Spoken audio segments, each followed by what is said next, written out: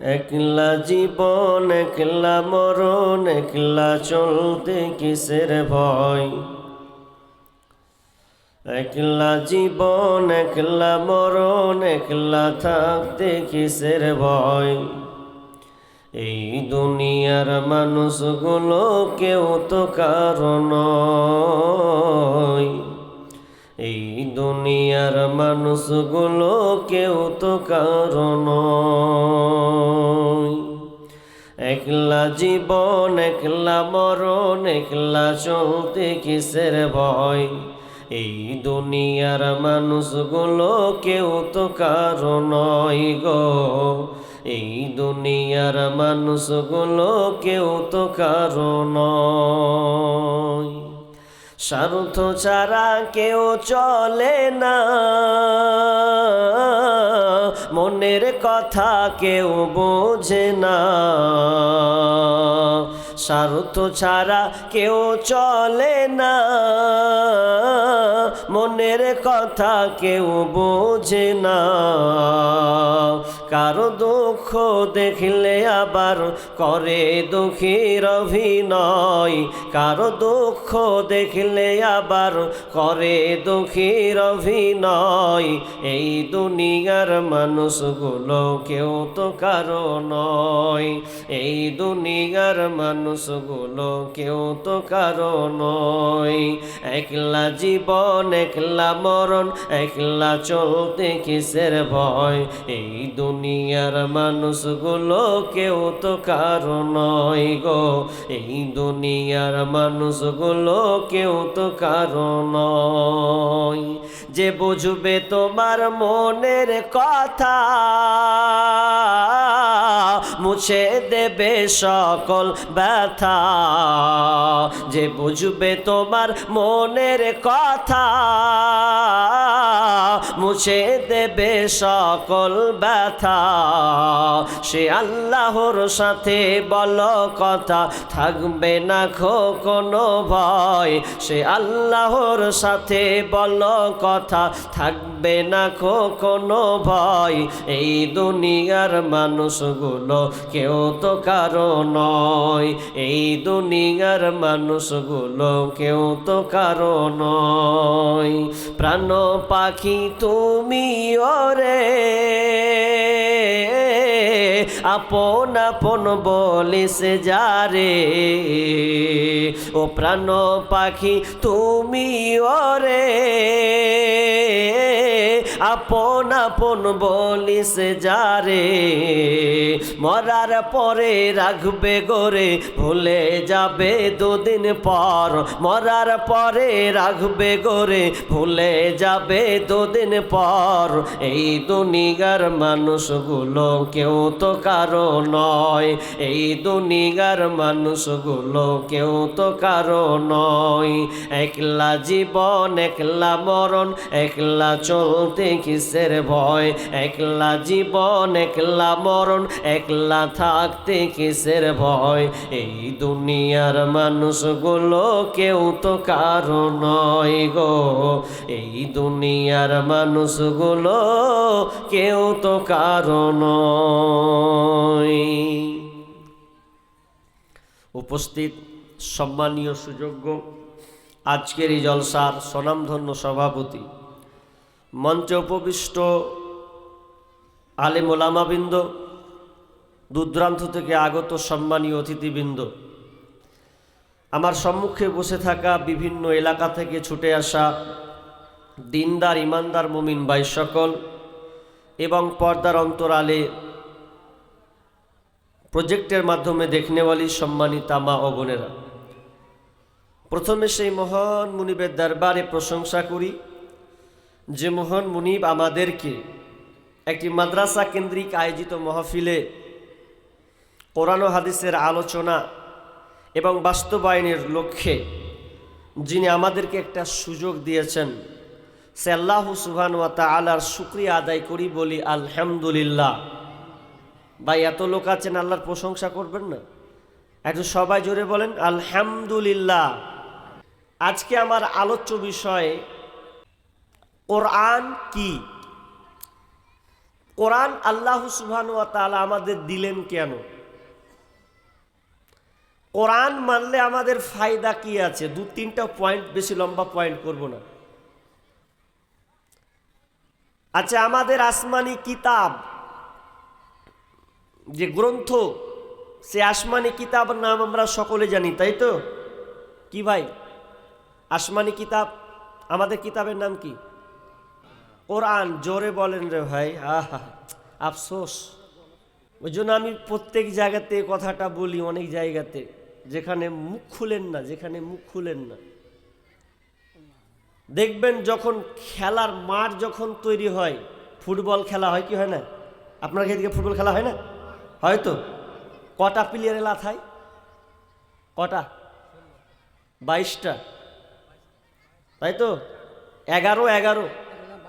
22টা player, এদিকে পক্ষ বিপক্ষ দুটো, তাহলে 22 জন মিলে একটা বলকে লাথাই। কেন?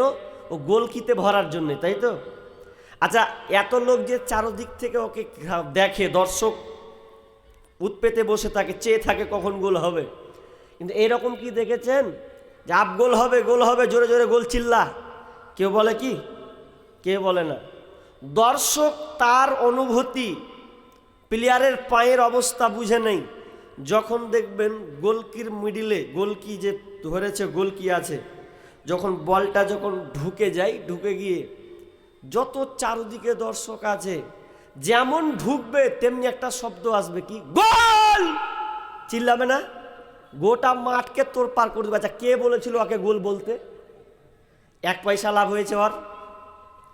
আর আমরা দিনের খাতিরে আলোচনা করব, কথা বলবো, কখনো সুবহানাল্লাহ, কখনো আলহামদুলিল্লাহ, আমরা বলবো, আল্লাহর প্রশংসা করব, তা আমাদের মুখ দিয়ে তো সাহসিকতা জোরে আসে না।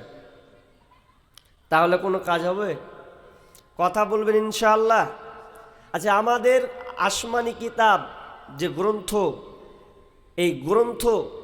এই আসমানি কিতাবের নাম কি? আল কোরআন। জোরে বলেন, কি বললাম? আচ্ছা, বকছেন না তো, বকাবো তো ছাড়বো। বলেন, আল কোরআনটা আল্লাহর বাণী না সৃষ্টি? আল্লাহর বাণী, সন্দেহ নেই তো? জি, কোরআন হচ্ছে আল্লাহর বাণী, সৃষ্টি নয়। এই কোরআন আল্লাহর বাণী আর সৃষ্টি নিয়ে একবার মুতাসিম বিল্লাহ, তিনি একজন রাজা, তার যুগে একটা গোলমাল সৃষ্টি হলো। 2 ধরনের আলেম, একদিকে আলেম বলছে এটা আল্লাহর সৃষ্টি, একদিকে গেল না এটা আল্লাহর বাণী। যারা আল্লাহর সৃষ্টি বলেছে তারা জানের ভয়ে, জানার পরেও, তো বাদশা বলছে, সবাই বলছে আল্লাহর সৃষ্টি, আর তুই? ইমাম আহমদ বিন হাম্বাল বলছে যে হতে পারে না, আল কোরআনু কালামুল্লাহ লাইসা বিমাখলুকিন, এটা আল্লাহর কালাম, এটা সৃষ্টি নয়, এটা কোনো সৃষ্টি, কোনো বস্তু নয়। কিন্তু বাদশা বলছে না, বলতে হবে যেটা আল্লাহর সৃষ্টি। আল কোরআনু মাখলুকুন, কোরআন আল্লাহর সৃষ্টি, এটা বলতে হবে। ইমাম আহমদ বিন হাম্বাল তিনি বলছেন না, এটা অসম্ভব, হতে পারে না। বাদশা বলছে ওকে পিটা, জেলে ভরে পিটে হাড়কে ভেঙে দেওয়া হলো, রক্তাক্ত করে দেওয়া হলো। একটা হাতিকে যেমন মারলে গেলে হাতি পড়ে যায়, এত তার উপরে নির্যাতন রুলার চালানো হলো। শেষ পর্যায়ে একজন আলেম এসে বলছেন, ভাই আপনি বলে দেন যে আল কোরআন মাখলুকুন। তো বলছে যে আমি যদি বলি কোরআন আল্লাহর সৃষ্টি, বাইরে আমার শ্রোতা আছে, ওরা আমার ফতুয়ার উপরে ডিপেন্ড করছে, আমি কি বলি ওটাই তারা ফতুয়া চালিয়ে দেবে কলমে, তাহলে কি হালাত হবে? তো বলছে তাই তো, তাহলে আমি এই ভুল ফতুয়া দিয়ে আমি মরতে পারি না, যদি মরতে হয় তো আমি সঠিকের ওপরেই মরব। তাহলে কোরআন হচ্ছে আল্লাহর বাণী, এটা আল্লাহর সৃষ্টি নয়। এবার চলেন, কোরআন আল্লাহর বাণী, কিন্তু এই কোরআন নিয়ে মক্কার কাফের মুশরিকরা সন্দেহ করছে। কি বলছে জানেন? বলছে এ নবী পাগলা নাকি রে, এত সুন্দর করে কবির মতন করে ছন্দ করে বলছে, আবার এত সুন্দর করে বানাতে পারছে, বিশাল ব্যাপার। আসলে মানুষ যখন ছন্দ পড়ে, কবিতা পড়ে, শুনতে ভালো লাগে না? লাগে না? মিলিয়ে মিলিয়ে পড়লে ভালো লাগে। আমি 2 লাইন মিলাই ভালো লাগে কিনা? কত কবিতা মুখস্থ করলাম অত মনে থাকে না। একটা বলি, শুধু বিঘে 2 ছিল মোর ভুই, আজ সবই গেছে ঋণে, বাবু কহিলেন বুঝেছই ওপেন, এ জমি লইব কিনে, কহিলাম আমি তুমি ভূস্বামী, ভূমির অন্ত নাই, চেয়ে দেখো মোর আছে বড় জোর, মরিবার মতো ঠাই। মিলছে কিনা? মিলে না? মিলছে তো। রবীন্দ্রনাথ ঠাকুর লিখছে 2 বিঘা জমি, তো মিলছে, কবিতা মিলন মিল। তো আল্লাহ রসুল কিছু কিছু সূরা পড়ছে, তো ওরা হাই উতাস করছে যে এত মিলিয়ে পড়ছে কিভাবে রে বাবা। আবার আল্লাহ রসুল মানে আবার কখন থেকে কবি হলো? জি, মিলিয়ে, আসলে মিলিয়ে। দেখেন, আর সূরা ফাতিহা কে কে জানেন? হাত তুলেন তো ভাই। সূরা ফাতিহা কটা লোক জানেন? মাশাআল্লাহ, সবাই জানেন। তো সূরা ফাতিহা যখন আমরা পড়ি ভালো লাগে না? যবার পড়ি তো আবার ভালো থাকে। মিলটা দেখেন, আলহামদুলিল্লাহি রাব্বিল আলামিন আর রহমানির রহিম মালিকি ইয়াউমিদ্দিন। যত আগে যাবেন মিলতে মিলতে চলে যাবে। মক্কার কাফের মুশরিকরা বলছে নবী মনে হয় কবি হয়ে গেছে, কবি বলে তিনি মিলিয়ে মিলিয়ে তাল মিলিয়ে তিনি পড়ছেন। আসলে কোরআনটা এমন এমন সূরা আছে মিলানো, আপনি আশ্চর্য হয়ে যাবেন। যেমন আছে ওয়াশ-শামসি ওয়াদুহাহা ওয়াল কমারি ইযা তালাহা ওয়ান নাহারি ইযা জাল্লাহা ওয়াল লাইলি ইযা ইয়াগশাহা, সবই হা হা হা। এমনভাবে আল্লাহ বানিয়েছেন, তারা বলছে নবী কবি হয়ে গেছে। তখন নবী আল্লাহ তাআলা বলে দিলেন, কি নবী আপনি তাদেরকে বলে দেন, ওয়ামা হুয়া বিকৌলি শাইর কলিলাম মা তুমিনুন। এগুলো কোনো কবির কথা নয়, এগুলো কোনো শিল্পীর কথা নয় যে তোমরা কিছু কথা মানবে আর কিছুকে ছেড়ে দেবে, এমনটা নয়। কোরআন পড়ছে তো কিছু কিছু ঘটনা চলে আসছে। কোরআনে ঘটনা আছে না? নাই? আছে না? চমকদার ইতিহাস, আদম থেকে নিয়ে নূহ থেকে নিয়ে নবীদের কাহিনী, মুসা আলাইহিস সালামের ঘটনা, এমন গভীর তথ্য ঘটনা আছে, আশ্চর্য ঘটনা। মক্কার কাফের মুশরিকরা বলছে নবী আবার কখন থেকে গল্প কত খোলো, কখন থেকে গণ খোলো রে। এত সুন্দর করে গল্প বানিয়ে বানিয়ে বলছে। এ খ্যাপা মানুষ, মানে খ্যাপা টাইটেল দিচ্ছে পাগলা মানুষ, যে এত সুন্দর করে আবার গল্প বলছে। আসলে গল্পটা মজাদার জিনিস। মানুষ যখন সামনে গল্প বলা হয়, আগেকার বাপদাদুরা গল্প বলতো, এখন নাই। এখন তো মোবাইলে সব পাগলা। ছোট যখন থাকতাম মোবাইল হাতে ধরিনি, মোবাইল তো ধরেছি 16-17 বছরে। আচ্ছা, ছোটবেলাতে দাদু গল্প বলতো, এমন এমন গল্প, চমকদার গল্প শুনে জি ভরে যেত। তা কিছু আগের একটা গল্প বের হয়েছিল, ক্যাসেটে চলতো গোটা, আলফুল লাইলা, 1000 রাত। 1000 রাত মানে খুব চমকদার ঘটনা আছে। এক রাজা প্রতিদিন বিয়ে করবে, আজকে বিয়ে করবে তো সকাল 8টার সময় ওকে ফাঁসি দিয়ে দেবে, যাকে বিয়ে করুক। আচ্ছা বলেন তো, কোনো মেয়েকে যদি বিয়ে করে আর ফাঁসি দিয়ে দেয়, আবার কেউ যদি বলে যে আমিও রাজাকে বিয়ে করব, কেউ বিয়ে করবে? জি, আজকে বিয়ে করবে, কাল 8টার সময় আর ফাঁসি হবে, কিছু করার নেই। তো এক মেয়ে বলছে যে আমি রাজাকে বিয়ে করব, দেখি আমাকে ফাঁসি দিতে পারে কিনা, বিয়ে করব আমি, দেখি ফাঁসি দেয় কিনা। তো বলছে ফাঁসি দিবে, তো দেখা যাক। তুই আচ্ছা খেপি রে, বলছে দেখি না কি হয়। এবার রাজাকে যখন বিয়ে করে নিলে, তো সকালে যে ফাঁসি হবে তার রাতে একটা গল্প বলছে, রাজামশাই আমার তো সকালে আমাকে ফাঁসি দিয়েই দিবেন যখন, তো আমার একটা শেষ গল্প আছে, গল্পটা শুনেন। বলছে বলেন গল্প। যখন শুরু থেকে গল্প শুরু করছে, গল্প করতে করতে করতে করতে এমন জায়গায় দাঁড়ালছেও, এমন জায়গাতে ইন্টারেস্টিং দিয়ে থামিয়েছে। তো রাজা বলছে কি আছে আর পরে? বলছে বলবো না, পারলে ফাঁসি দিয়ে দাও সকাল 8টার সময়। বলছি না, যদি শোনার মন থাকে তো বাঁচিয়ে রাখো, তারপর দিন বলবো। বলছে রাজা বলছে তোকে বাঁচিয়ে রাখতে হবে রে, ইন্টারেস্টিং গল্প আছে এখানে, কিছু আছে। দ্বিতীয় দিন আবার শোনাচ্ছে 5 মিনিট, আবার এমন জায়গায় থামছে, তো এমন জায়গায় থামছে, তো কি হবে রে পরের খান? বলছে বলবো না, মারবেন তো মেরে দেন সকাল 8টার সময়। তারপর দিন করতে করতে করতে 1000 রাত, মানে 1000 অতিবাহিত হয়ে গেল। গল্পতে কি মজা আছে, এই জন্য দেখবেন ভারতবর্ষে যে সিরিয়ালগুলো বের হয়, এই প্রত্যেকটা মুসলিমের ঘরে অশান্তি লাগানোর জন্য তার একটা পরিকল্পনা করেছে যে মুসলিমদের ঘরে ঘরে যেন অশান্তি শুরু হয়। তার 1 নম্বর হয়ে গেছে সিরিয়াল।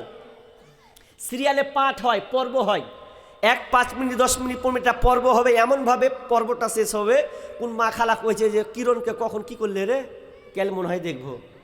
ওর আর ঘুম হবে না, এই কিরণের কি হবে ওটা দেখবে, তারপরে কোন কথা আছে, এমনভাবে চমক ধর্মী না হয়। তো এদের ব্যাপারে একটা গজল সেই ছোটোকালে লিখেছিলাম, অনেক দিন আগে, প্রায় 5-7 বছর আগে। তো যাই হোক, কি বলছি আপনাদের, যে গল্প কথক শুনে ভালো লাগে, তো ঠিক তেমনিভাবে মক্কার কাফের মুশরিকরা বলছে নবী গণক হয়ে গেছেন, গল্প কথক হয়ে গেছেন। ইদি আল্লাহ সঙ্গে সঙ্গে উত্তর দিয়েছেন, ওয়ালা বিকৌলি কাহিন কলিলাম মা তাযাক্কারুন। এগুলো কোনো গল্প কথকের কথা নয়, গল্পধারীর কোনো কথা নয়। তোমরা গল্প কথক মনে করে, এগুলোকে গল্প মনে করে তোমরা কিছু কিছুকে মানবে আর কিছু কিছুকে ছেড়ে দেবে, এমনটা নয়। তাহলে এটা কি, কোত্থেকে এসেছে? আল্লাহ বলছেন তানজিলুম মির রাব্বিল আলামিন, এটা আল্লাহর পক্ষ থেকে এই কোরআনটা পাঠানো হয়েছে, রবের পক্ষ থেকে এই কোরআন নাজিল হয়েছে। এটা রবের পক্ষ থেকে মানব রচিত কোনো কিতাব নয়, এটা রবের পক্ষ থেকে এসেছে। তাহলে এই কোরআন আল্লাহর বাণী কেন এলো? আল্লাহ বলছেন কিতাবুন আনজালনাহু ইলাইকা লিতুখরিজান নাসা মিনাজ-যুলুমাতি ইলান-নূর। এ আল্লাহ সুবহানাহু ওয়া তাআলা বলছেন, আমি নবীকে যে এই কিতাবখানা দিয়েছে, নবী হে আপনার উপরে যে এই কিতাবখানা নাজিল করেছে, এই কোরআনখানা যে দিয়েছে, এই কোরআনটা কেন দিয়েছে? যাতে করে মানুষ অন্ধকার থেকে আলোর পথে যেন ফিরে আসতে পারে, তারা অন্ধকার রাস্তা থেকে আলোর রাস্তার দিকে যেন ফিরতে পারে, অর্থাৎ জান্নাতের রাস্তা, জাহান্নাম থেকে যেন মুক্তি পায়, খারাপ থেকে ভালোর দিকে যেন ফিরে আসে। এই জন্য আমি আল্লাহ এই কোরআনখানা নাজিল করেছে। সত্যি কোরআন যখন এলো, মানুষ তার ভুল বুঝতে পারলো, মানুষ তার ভাই বোনের তারতম্য করতে শিখেছে, মানুষ সমাজে চলতে শিখেছে। কেন? কোরআন যতক্ষণ আসেনি ততক্ষণ মানুষ নিজেকে ভাবতে পারেনি যে আমি কি করব, আমার কাজ কি, আমার শেষ পর্যায়ে আমার ঠিকানা কোথায় হবে, এগুলো মানুষ অতটা উপলব্ধি করেনি যতক্ষণ না কোরআন দিয়েছে। কেন? আল্লাহ রাসূল যখন নবী হননি, নবুয়াতি পাননি, এর আগে তিনি একটা ভেবেছেন যে মানুষকে কিভাবে ভালো পথে নিয়ে আসা যায়, এজন্য একটা সংগঠন করেছিলেন। সেই সংগঠনের নাম হচ্ছে হিলফুল ফুজুল। এই সংগঠন কেন? যাতে মানুষের মতন মানুষ চলতে পারে, মানুষের মতন মানুষ যেন নিজেকে বুঝতে পারে। কিন্তু হলো না। শেষমেশ আল্লাহ রসুল কি করলেন? মা খাদিজাকে বলছেন, খাদিজা এক কাজ করো, কোনো কাজ হলো না তো আমাকে কিছু খাবার দাও, ভালো লাগে না। রাতের সময় তিনি রাতে ঘুমিয়ে আছেন, এমন সময় কোরআন যখন অবতীর্ণ হয়নি তার আগের অবস্থা এমন একটা পর্যায়ে চলে গেছে, যদি কোনো একটা বাড়িতে মেয়ে সন্তান জন্ম নিত তাহলে ওই মেয়েটার বেঁচে থাকার কোনো অধিকার ছিল না। কোনো মেয়ে যদি বাড়ি থেকে আপনার 2-3 কিলোমিটার যাওয়ার মতন যদি সে সাহস জোগাতো, এটা তার দ্বারা কোনো মতে সম্ভব হতো না। ইতিহাস বলছে কোনো মেয়ে যদি এখান থেকে 2-3 কিলোমিটার যদি হেঁটেছে তো 4 জন পুরুষ এসে মেয়েটাকে ধরেছে, মেয়েটার পেটকে চিড়ে দিয়েছে। কোনো মেয়ে যদি প্রেগনেন্ট হয়েছে, মেয়ের পেটটাকে চিড়ে দেখেছে মেয়ে পেটে ছেলে আছে না মেয়ে আছে, লটারি করে মেয়েটাকে মেরে দেওয়া হতো। কত জঘন্য! তার মানে জাহেলিয়াত, অন্ধকারের একটা যুগ ছিল। মা খাদিজা রাদিয়াল্লাহু তাআলা আনহা যখন বাড়ি থেকে বের হয়ে গেলেন, গভীর রাত 1টার সময় তিনি বাড়ির পাশে একটা আওয়াজ পেলেন, যে আওয়াজটা খুবই খাতারনাক, বাচ্চা শিশু বাচ্চার কান্নার আওয়াজ। আল্লাহ রাসূল বললেন খাদিজা ওই বাড়ির পাশে এত রাত 1টার সময় কে যেন কান্না করছে, কে কান্না করছে, কি তার কারণ একটু খোঁজ নিয়ে দেখো। খাদিজা যখন বাড়ি থেকে বের হলেন, বাড়ির পাশ দিয়ে দেখছেন আহারে রাত 1টার সময় এই আতর ঘরে ছেলে নয় মেয়ে কন্যা সন্তানের জন্ম হয়েছে।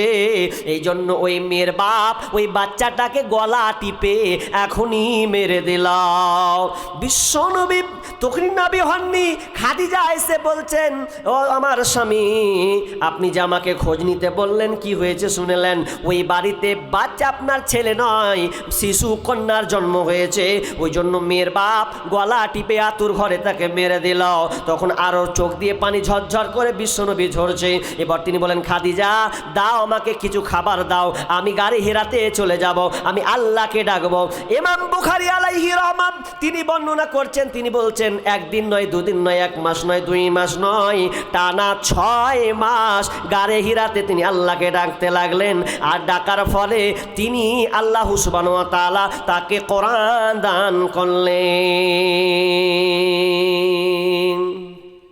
কোরআন এলো, এবার যাও দাঁড়ে দাঁড়ে মানুষকে বুঝাও দেখাও, হেদায়েতের পথে নূর পাবে। কোরআন এলো মানে মানুষ তার অন্ধকার বুঝলো, অন্ধকার থেকে সে আলোকিত হলো। কিন্তু আজকে আমরা মুসলমান কোরআন পেয়েছি, কিন্তু কোরআন কারা চেয়েছি? আমরাই তো চেয়েছি। কোরআন চাওয়ার ফলে আমরা কি হয়েছি? কোরআন আসলো কিন্তু কোরআন আমরা রেখে দিয়েছি। মুঝে কো ফাওয়ালো মুসাফির না সমঝো, মে আয়া নহি হুঁ বুলায়া গিয়া হুঁ। মুঝে কো ফাওয়ালো মুসাফির না সমঝো, মে आया नहीं हूँ बुलाया गया हूँ। एक मुसाफिर बुला के सताया गया हूँ, मैं रोया नहीं हूँ रुलाया गया हूँ। কোরআনকে আমরা চেয়েছি, যেদিন কোরআন এসেছে সেদিনকে আমরা ঘুমিয়ে গেছি। এটা কত খারাপ কাজ। যদি আপনার বাড়িতে মেহমান আসে আর মেহমান যদি আপনি মেহমানদারি না করেন, তাহলে ওই মেহমানের অবস্থাটা কেমন হবে বলেন? ও রাগ করে আবার ফিরে চলে যাবে। কিন্তু এই কোরআনকে কে চেয়েছে? আমরাই চেয়েছিলাম। কিন্তু এই কোরআন পেলাম, কিন্তু কোরআনকে আলমারিতে তালাবদ্ধ করে রেখে দিলাম। এই জন্য একজন কবি, মালদার মধ্যে একজন বিখ্যাত কবি আছেন, সেই কবি বলেছেন, মুক্তার চেয়ে হীরার চেয়ে দামি কোরআন রাখিয়া ঘরে, শান্তির জন্য খুঁজে বেড়ায় বাতিলের দ্বারে দ্বারে। যে কোরআন আপনাকে শান্তি দেবে সেই কোরআনকে আমরা আজকে ছেড়েছি। কোরআন দিয়ে আপনি জীবন চালাবেন, কিন্তু দুঃখ লাগে আবার এই কোরআনকে নিয়ে এখন বর্তমান পায়তারা শুরু হয়েছে।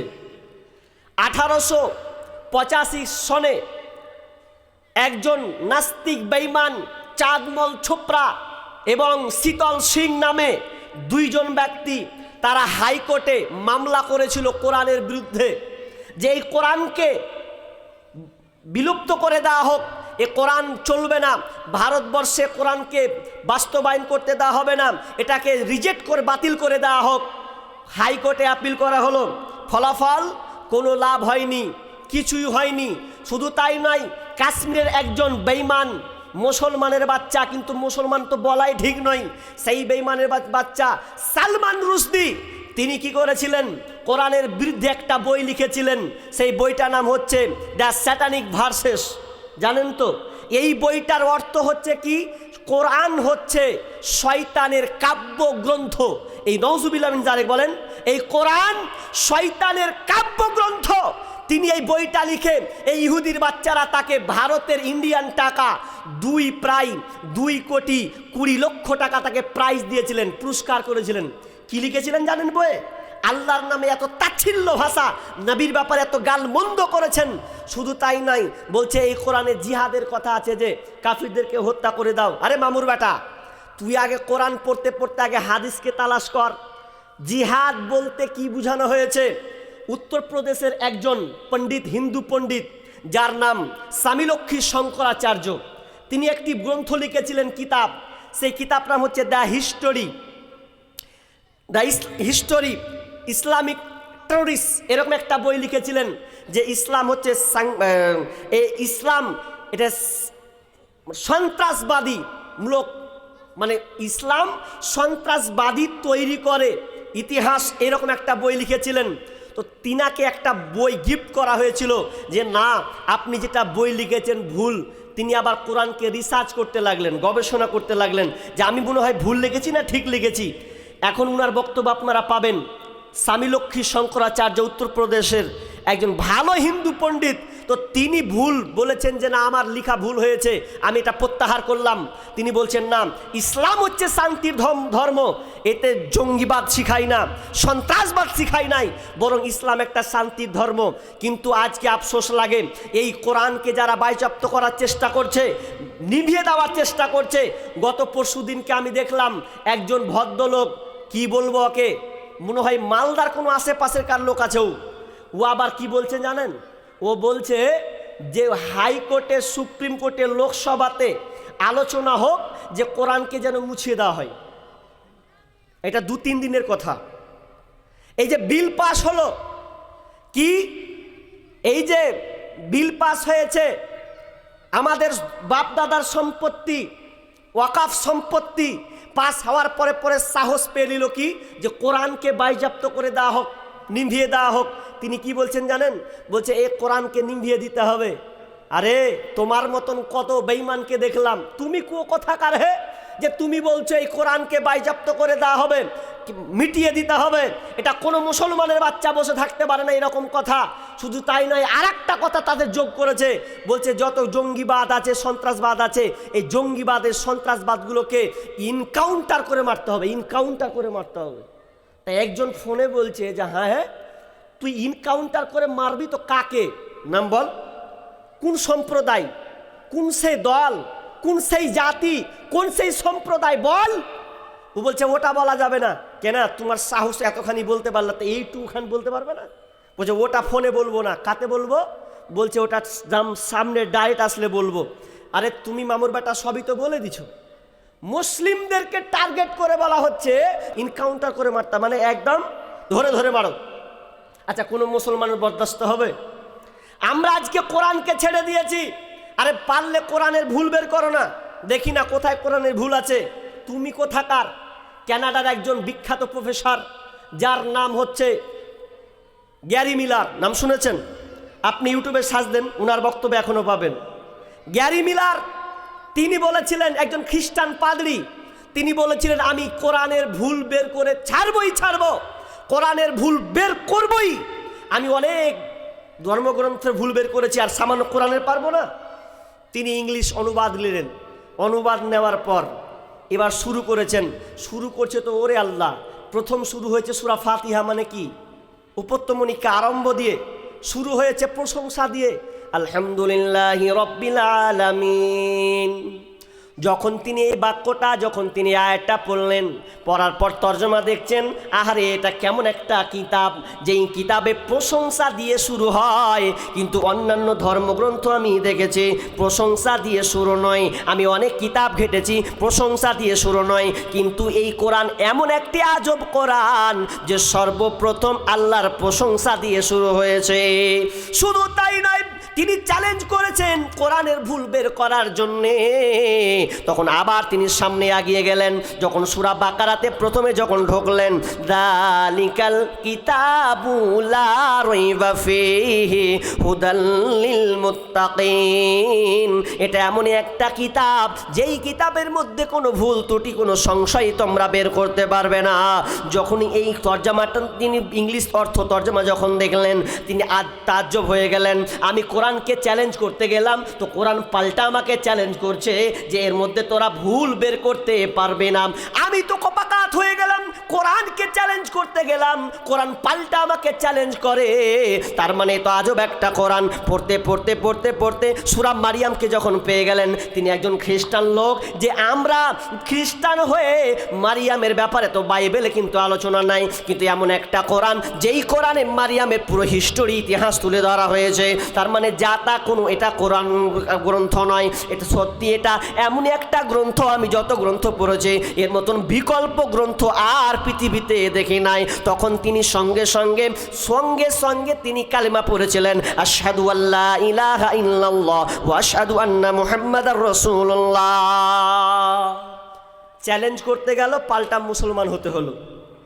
তার বক্তব্য আপনি এখনো পাবেন।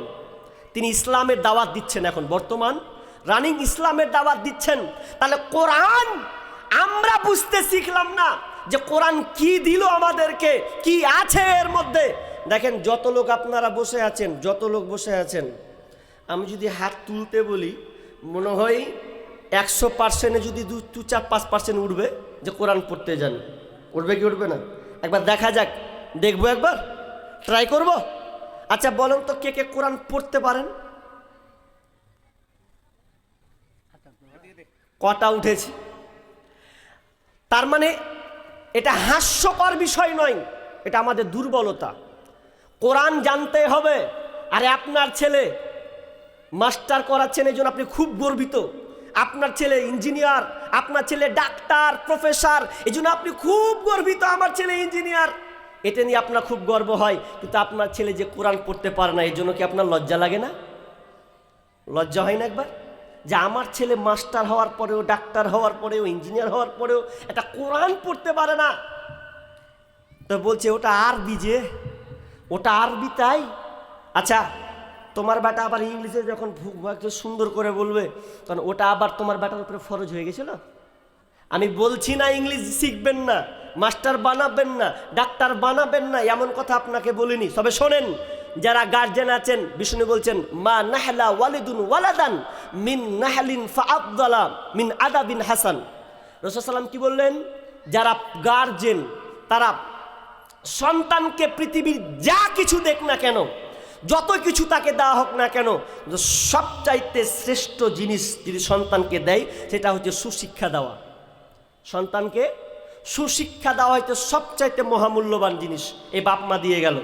কিন্তু বলেন সুশিক্ষা কোনটা? যাচাই বাছাই করেছেন কোনো দিন? জি না। সন্তানকে কোরআন শিখান, কোরআন দেন। আপনাকে ভয় করতে হবে না, তো দরকার নাই। কোরআন দিয়ে আপনি জীবন গড়ুন। আজকে আমরা কোরআনের ধারে কাছেও যাই না, আলমারিতে রেখে দিয়েছি। অথচ দেখেন আল্লাহ সুবহানাহু ওয়া তাআলা এর দায়িত্ব নিয়েছেন নিজেই। আসলে আমরা বুঝতে শিখিনি। এই কোরআন এমন একটা গ্রন্থ যে আল্লাহ নিজে জানে যে এই কোরআনের শত্রু পৃথিবীতে তৈরি হবে। এর শত্রু যেমন বাংলাদেশের একজন বাঘা 4জন নাস্তিক বর্তমানে বেঁচে আছে, মুফাসসাল, আসিফ, মাসুদ, এরা কয়েকজন বেঁচে আছে বর্তমানে। বড় বড় নাস্তিক বাংলাদেশের আর একটাও নাই বাংলাদেশে। সব রাশিয়া আর আমেরিকান যেখানে মন সেখানে ঘুরছে। কিন্তু শুনেন, কোনো লাভ হবে না। কেন? আল্লাহ নিজে বলছেন বিসমিল্লাহির রহমানির রহিম, ইন্না নাহনু নাযালনা যিকরা ওয়া ইন্না লাহু লাহাফিযুন। আল্লাহ বলছেন স্বয়ং আমি আল্লাহ এই কোরআনকে নাজিল করেছি, কোরআন খানকে আমি নিজেই পাঠিয়েছি, অতএব রক্ষণাবেক্ষণ আমি আল্লাহ হলাম নিজে। এই কোরআনকে কেউ মিটাতে পারবে না। পৃথিবীর যত বিগত গেছে নেতা, বাদশা, মহারাজা, যত বড় মাস্তান যত সামনে আসবে, কারো হাত নাই যে কোরআনকে বিলুপ্ত করে দেবে, কোরআনকে তারা শেষ করে দেবে। এটা কোনো দিন সম্ভব নয়। 1999 সনে একটা তুরস্কে ভূমিকম্প হয়েছিল। তো ভূমিকম্পটা মাত্র 29 সেকেন্ডের ভূমিকম্প। ভূমিকম্পটা হওয়ার কারণ কি ছিল? তো আল্লামা দেলওয়ার হোসেন সাঈদীর আলোচনা থেকে আমি এটা শুনেছি এবং গুগলসে সার্চ দিলাম, তারপর শোনার পরেই যে 1999 সনে একটা তুরস্কে ভূমিকম্প হয়েছিল। তার কারণ পেশ করা হচ্ছে। একজন সাক্ষাৎকার তিনি বলছেন যে ভূমিকম্পটা হওয়ার কারণ একজন 30 জন ক্যাপ্টেন, আরও অনেক লোক, ভালো ভালো পণ্ডিত যারা, তারা ওখানে আছেন। কি হবে? বলছে আজকে নাইট ক্লাব, এই নাইট ক্লাব রাত্রে ড্যান্স হবে, আনন্দ হবে, মদ দিয়ে, নারী দিয়ে।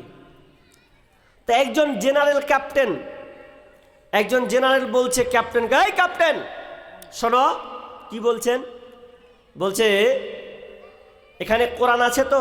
বলছে আছে। বলছে কোরআনটা নিয়ে আসতে পারবে? যে জি পারবো। কোরআনটা নিয়ে আসো।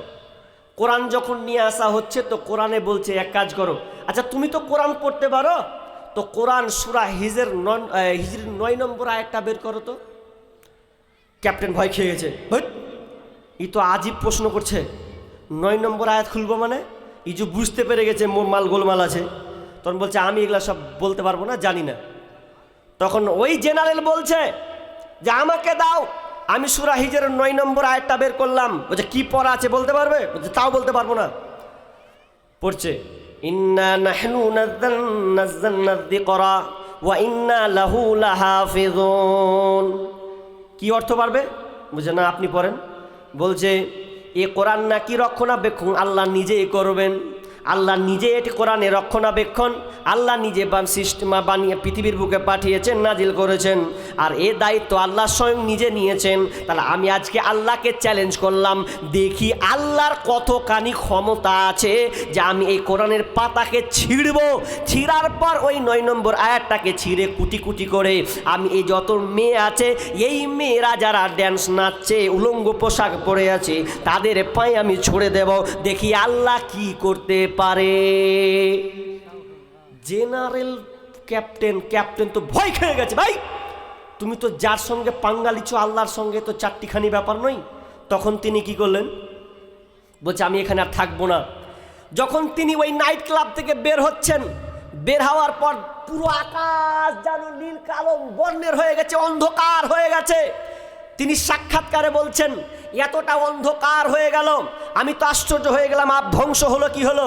এ করতে করতে করতে করতে এমনভাবে চারদিকে ঝিয়ে ধরলো, ধরতে ধরতে ওই পুরো নাইট ক্লাবকে এমনভাবে ধ্বংস করলো, এলাকা সহ মাত্র 29 সেকেন্ডের ভূমিকম্পে যখনই এই কোরআনকে মেয়েদের পায়ের তলায় ছুড়ে দেওয়া হলো, মদ পান অবস্থায় সবাই পান করছে আর নাচছে আর ড্যান্স করছে, এমন সময় 29 সেকেন্ডের একটা ভূমিকম্পে সমস্ত জায়গাকে ধূলিসাৎ করে দেওয়া হলো।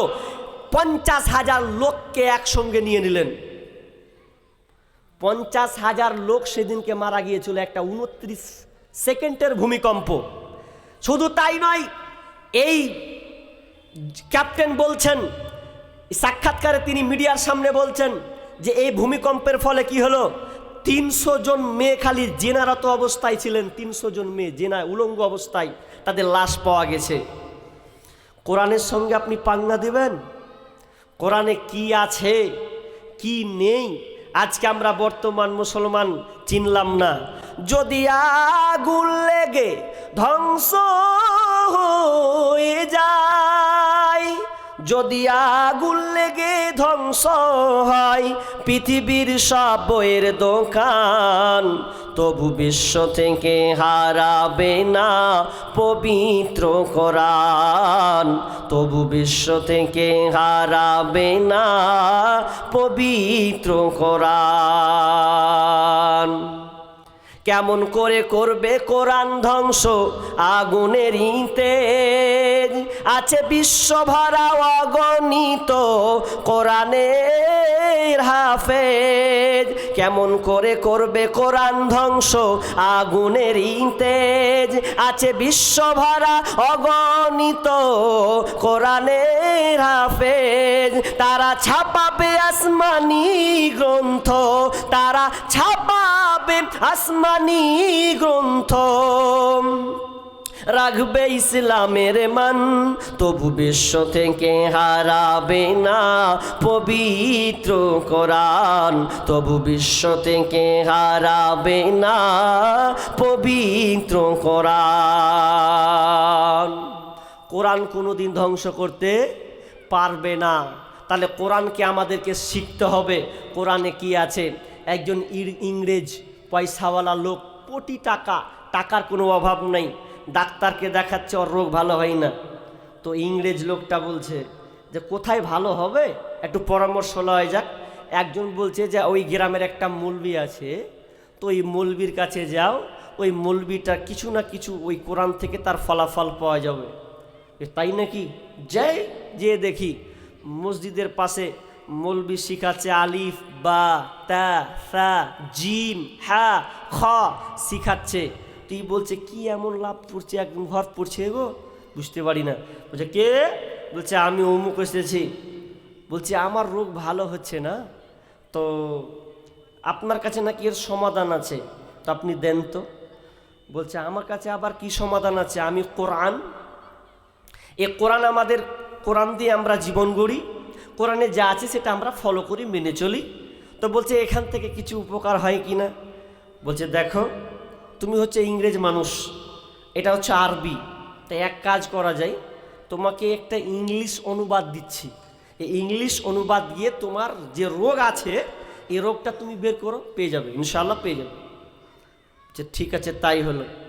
এই ইংরেজ ভদ্রলোক বাড়ি গিয়ে একদিন, 2 দিন, 3 দিন কোরআনের তর্জমা দেখে কিভাবে তার রোগটাকে বের করা যায়। কারণ সে কোটিপতি পয়সাওয়ালা, তার চোখে ঘুম নাই, টেনশন আর টেনশন। তখন বলছে এ রোগ কীভাবে ভালো হবে? তখন তিনি কোরআনকে প্রতিদিন সূরা বাকারায় চলে গেল, সূরা আল ইমরান চলে গেল, সূরা নিসা মাইদা চলে গেল, এ করতে করতে করতে করতে 29 পারা খতম করেছে, অনুবাদ দেখেছে। এরপর সে রোগ, নিজে রোগ ঢুঁড়ে পাই নাই। তখন তিনি রাগে জ্বালায় ওই মৌলবীর কাছে গিয়ে বলছে আপনি কেমন একখান কিতাব দিলেন যে কিতাবে আমার অসুখের রোগ আমি খুঁজে পাচ্ছি না। বলছে তুমি সব পড়ে নিয়েছো? বলছে না, এখনো কিছু পাতা বাকি আছে, তো ওই পাতা পড়বো, এতটি মোটা পাস করে দিয়েছি, কিছু পেনুন আর এখানে পেয়ে নেবো, যাও দেখো পাও কি না। ও দেখছে রোগ যদি ভালো হয়ে যায় তো আর কি লিব, যাই বাড়ি। আবার বাড়ি গেছে, বাড়ি যেতে যেতে যেতে 12 খান পাতাকে আস্তে আস্তে সূরা নাবা থেকে শুরু করলেন। খুলতে খুলতে খুলতে এমন সময় একটা সূরাতে এসে লেগেছে, যে সূরাটা কি, বিসমিল্লাহির রহমানির রহিম, আলহাকুমুত তাকাসুর হাত্তা যুরতুমুল মাকাবির। 2টি আয়াত যখনই ওই লোকটা পড়ে নিয়েছে, পড়ার পরে পরে তার মধ্যে একটা আনন্দ যেন উল্লাস তার মধ্যে বেরিয়ে এলাম। কি লেখা আছে?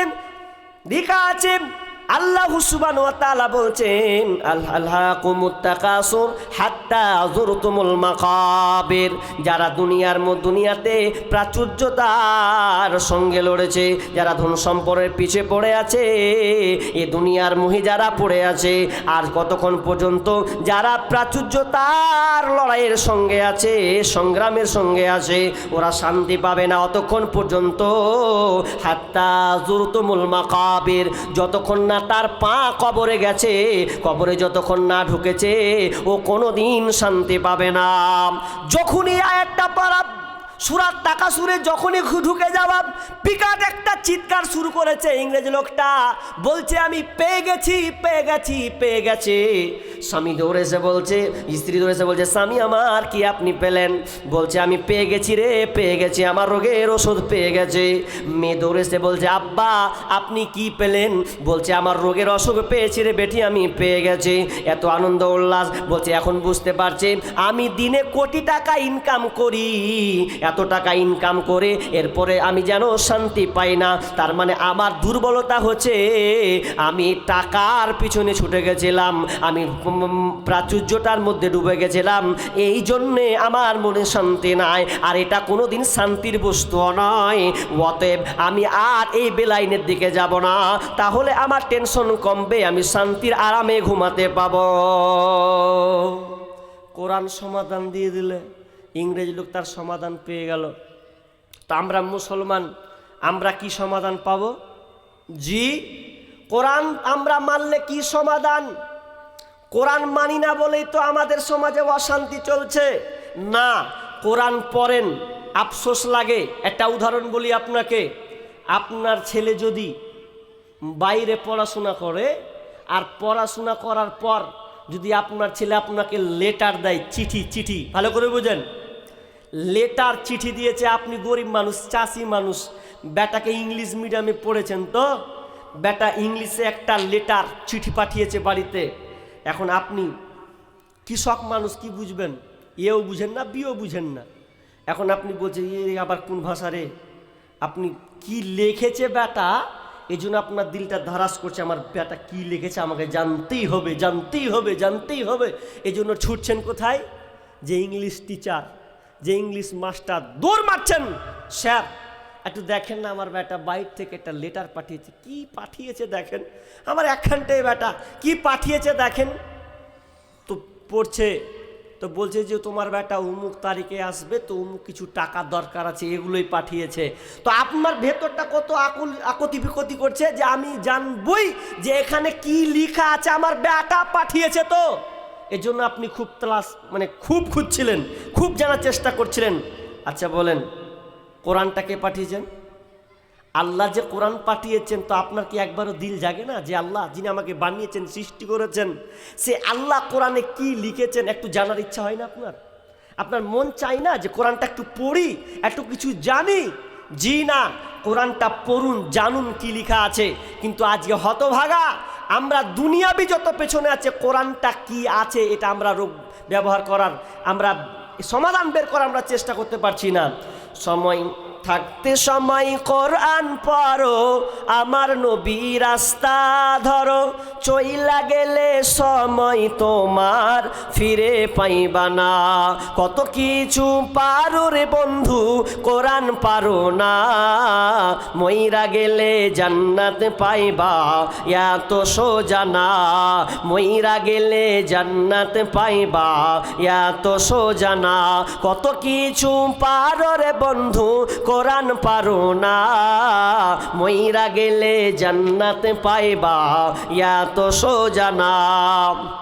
অতএব প্রত্যেককে কোরআন জানতে হবে। কোরআন যদি না জানেন তো আপনি কিভাবে বাতিলের সঙ্গে মোকাবিলা করবেন, বাতিলের সঙ্গে আপনি কিভাবে সংগ্রাম করবেন? এ কোরআন আল্লাহ সুবহানাহু ওয়া তাআলা আপনাকে দিয়েছেন শান্তির জন্যে, আপনি শান্তি পাবেন। কোরআনকে মানলে কি লাভ হবে? কোরআন কি লাভ হবে? অতএব কোরআন এমন লাভ হবে, আল্লাহ সুবহানাহু ওয়া তাআলা বলছেন যদি তোমরা কোরআনকে মেনে নাও পরিবারে, রাষ্ট্রে, সমাজে, তাহলে তোমরা শান্তিতে থাকবে। কিন্তু দুঃখ লাগছে কি জানেন, আমরা দুনিয়ার সব কিছু শিখছি, যারা বাতিল, যারা নাস্তিক, তারা পর্যন্ত কোরআনকে নিয়ে রিসার্চ করছে, গবেষণা করছে খালি ভুল ধরার লেগে। কিন্তু আমরা এমন জিনিস কোরআনে আবার ভুল বের করছে, ওদের মাথায় গোবর আছে বলে ওদের মতন করে ভুল ধরছে। কিন্তু আচ্ছা বলেন, কোরআনের কি ভুল বের করতে পারবে? জি বলেন, পারবে? পারবে না। এরপরেও অনেকেই বলেছেন যে কোরআনে ভুল আছে, বই লিখেছেন, কিন্তু ওদের মোটা বুদ্ধিতার কারণে তারা বলেছেন। ভাই আপনারা উঠছেন কেন? ভালো লাগে না বয়ানটা? জি দেখেন, আমি শেষের দিকে চলে আসছি। তো এটা কোরআন আমাদেরকে ভালোভাবে ফলো করতে হবে। এবার শুনেন, শেষের যে কথাটা বলি, আপনি দুনিয়ার যত কিছু শিখেন, কিন্তু আপনার সন্তানকে আপনি আগে কোরআন শিক্ষা দেন। ইনশাআল্লাহ আপনার সন্তানদেরকে কোরআন শিক্ষা দেবেন তো?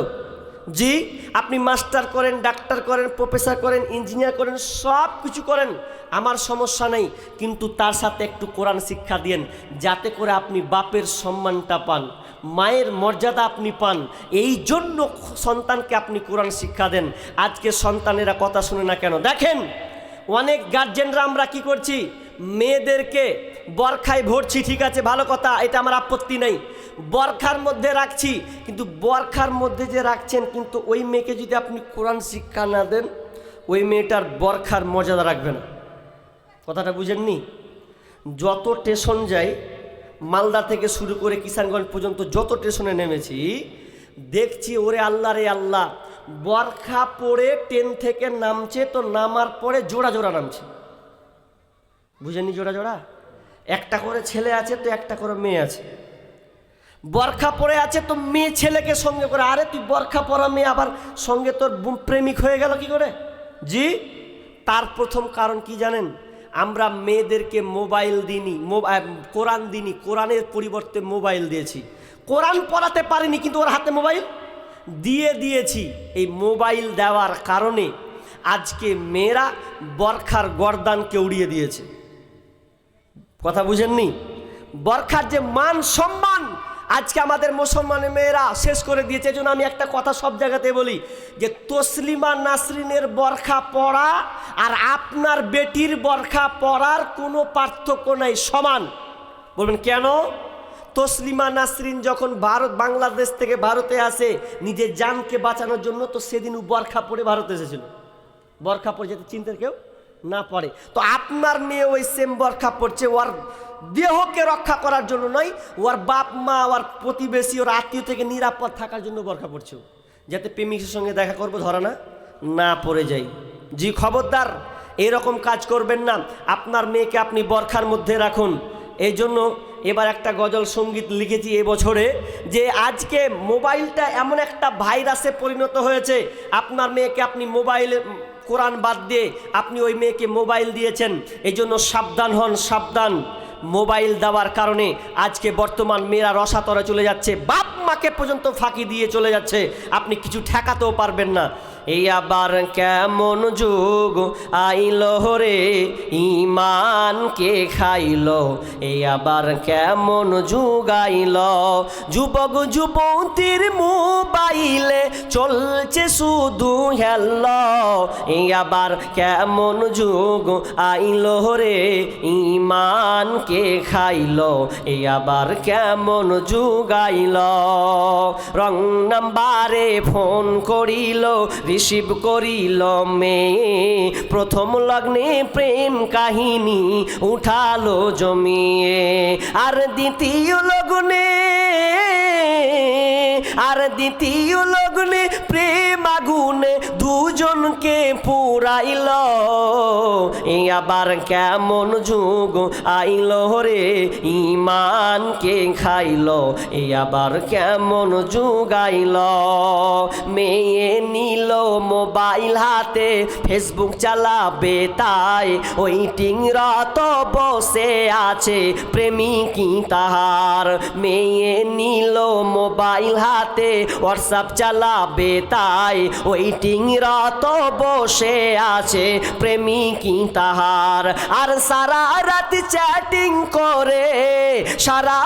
চ্যাটিং করে সকাল 9টায় ঘুম ভাঙিল।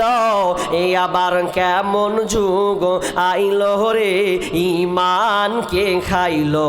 এই আবার কেমন যুগ আইলো, এমন একটা সময় এলো মোবাইলের ঠেলায়, স্বামী ছেড়ে প্রেমিক ধরেছে 3 সন্তানের ওই মায়।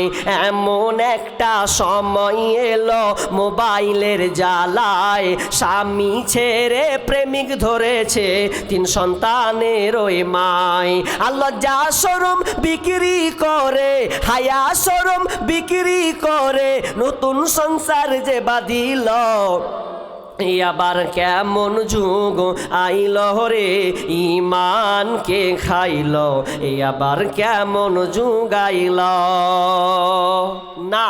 প্রথম কথা, গার্জেন যারা আছেন শেষ মেসেজটা শুনে নেন। একজন লেখক একটা ফেসবুকে পোস্ট করেছিলেন কয়েক মাস আগে, তার পোস্টটা আমি ক্যাচ করে ধরেছি। তিনি বলেছেন, কোনো বাপ মা যদি, কোনো গার্জেন যদি মেয়েকে মোবাইল দিয়ে দেয়, অ্যাডাল্ট হওয়ার পরেই 16-17 বছরে যদি কোনো গার্জেন মোবাইল দেয়, তাহলে ওই বাপ মা মেয়ের জন্য পরপুরুষের জায়গা করে দিল।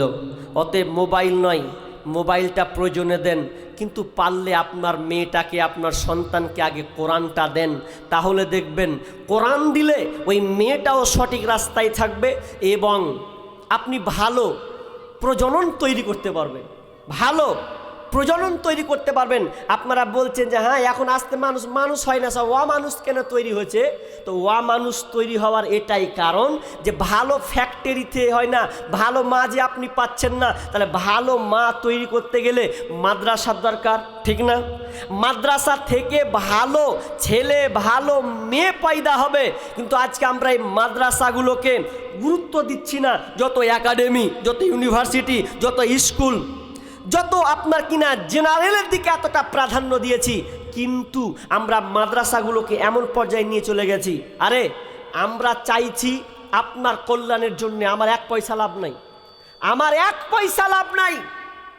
আপনি তো বুঝবেন না, কখন বুঝবেন? যখন আপনার দেওয়ালে পিঠ ঠেকবে সেদিন বুঝতে পারবেন। বুঝতে পারছেন না? ওয়াকাফ বিল যে পাস হলো রাতারাতি চোরের মতন করে, লোকসভাতে পাস হয়ে গেল, জানেন তো এটা আপনারা? পাস হয়েছে। কি পাস জানেন? ওয়াকাফ কি আপনার জানা আছে?